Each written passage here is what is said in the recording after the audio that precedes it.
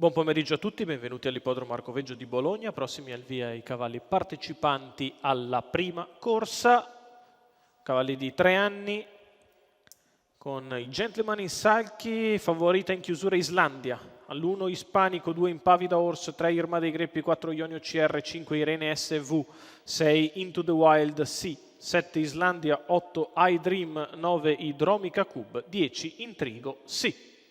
Problemi in fase di allineamento per iDream e per Idromica Cub.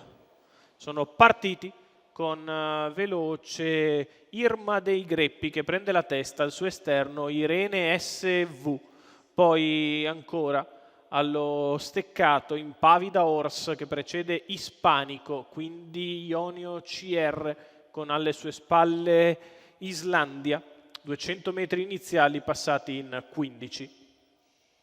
Con la leader Irma dei Greppi che risponde a Ionio CR, mentre ha sbagliato Ispanico.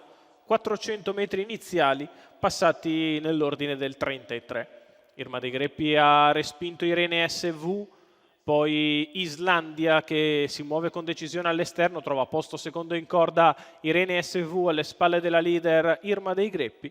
E i 600 iniziali se ne vanno in 45,7. Passaggio sotto alle tribune con al comando Irma dei Greppi, di fuori Islandia con in scia Into the Wild C, seconda in corda Irene SV che precede Impavida Horse e Ionio CR alla retroguardia del gruppetto.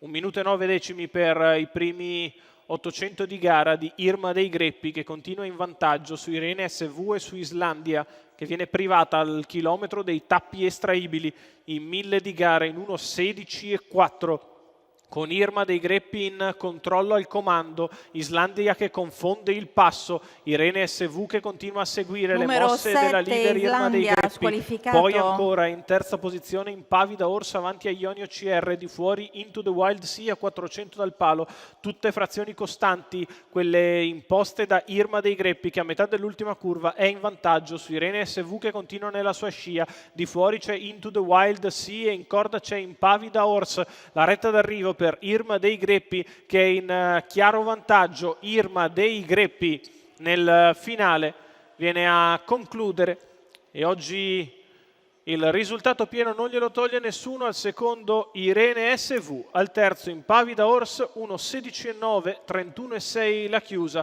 fatta però in mano da Irma dei Greppi. Nicola Del Rosso per Enzo Di Santo, i colori dello stesso Nicola Del Rosso, la vittoria della figlia di Timone K in coast to coast.